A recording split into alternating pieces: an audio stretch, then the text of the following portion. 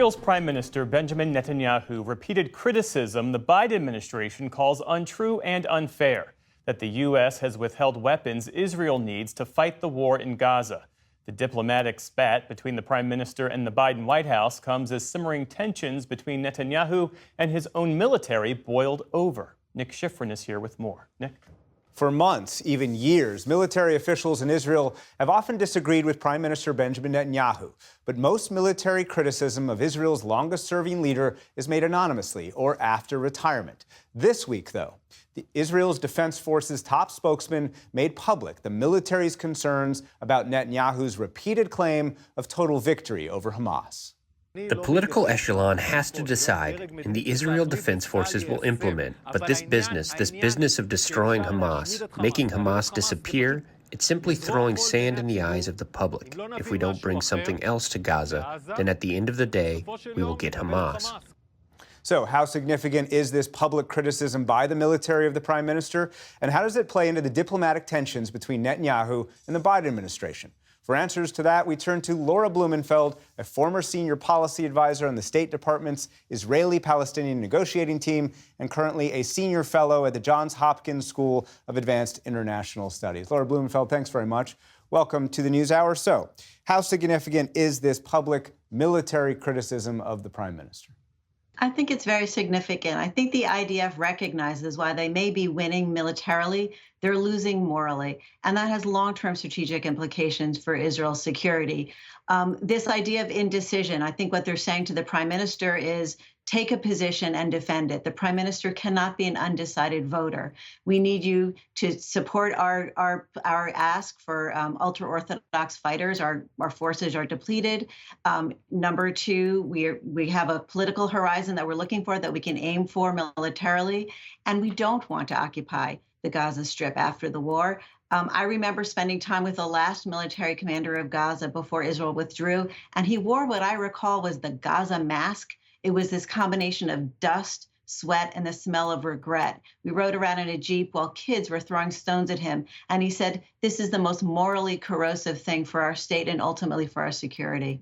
For Netanyahu, this is not only about what is now a public spat with the military, it's also tensions within his coalition. And this week, he released a statement saying, quote, I demand that all coalition partners get a hold of themselves and rise to the importance of the hour, put aside every other consideration, put aside all extraneous interests, line up as one together behind our fighters. How fractious is this coalition and how important are those tensions? Well, look, he needs the coalition in order to exercise what he calls, the ceasefire deal, which is the most important priority right now for the Israeli public. And to get to that deal, he's going to have to keep his coalition together. There are sort of some behind the scenes assurances and winks from the United States that maybe Lapid and some of his opposition members will support him. But he's got to be able to pull this through for the Israeli public. That is the number one demand, and he's responding to it, or he's trying to. The latest draft of the ceasefire proposal was made public by President Biden a few weeks ago. And so let's turn to U.S.-Israeli relations right now. And on Tuesday, Prime Minister Netanyahu posted this video. It's inconceivable that in the past few months, the administration has been withholding weapons and ammunition to Israel. Withholding weapons and ammunition today. John Kirby, the National Security Council spokesman, called that statement, quote, not accurate and deeply disappointing and vexing to us. U.S. officials insist that there is one and only one weapons transfer that they have frozen back in May of 3,500 unguided bombs. But Netanyahu released another statement in response to Kirby's statement, and he said today, quote, I am ready to suffer personal attacks provided Israel receives the ammunition it needs. So why would Netanyahu post that video, which U.S. officials insist they did not know about ahead of time? And how significant is this public rift? Well, this is very significant, and the theories have been flying. Everything from maybe it's a fist bump to Trump because he's decided that Trump will be the next U.S. president, to he's come, completely unhinged. It's a kind of preamble to his delivery, his speech that he's planning on delivering to Congress, and he's coordinating with the Republicans who are lining up against Biden. But, it sort of violates all the rules of kind of no daylight between Israel and the United States, and ultimately, undoes what was his key strength. I mean, if Biden, the U.S. president, has your back, why would you stick a knife in his?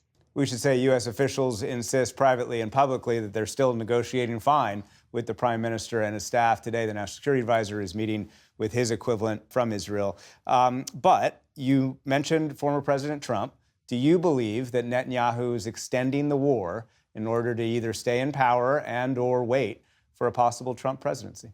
Well, it's interesting. I also wonder if he's waiting for a Trump presidency, and are the Saudis waiting as well? Because there's this grand prize of the normalization deal with Israel, and also a security pact with the United States. And you can see kind of America's allies or potential allies hedging as we get closer and closer to the election. That's why, unfortunately, the only person who's in a rush here, to kind of clinch the ceasefire and move forward to regional integration and economic prosperity seems to the United States. I mean, one thing I learned when I worked in the State Department is you can't want it more than the parties. They also have to have incentive. And finally, in the time we have left, Laura Blumenfeld, U.S. officials are very worried about an unintended conflict between Israel and Hezbollah. And they say unintended because they believe the leaders of Israel and Hezbollah actually do not want that war. But how high are the risks of war between Israel and Hezbollah right now?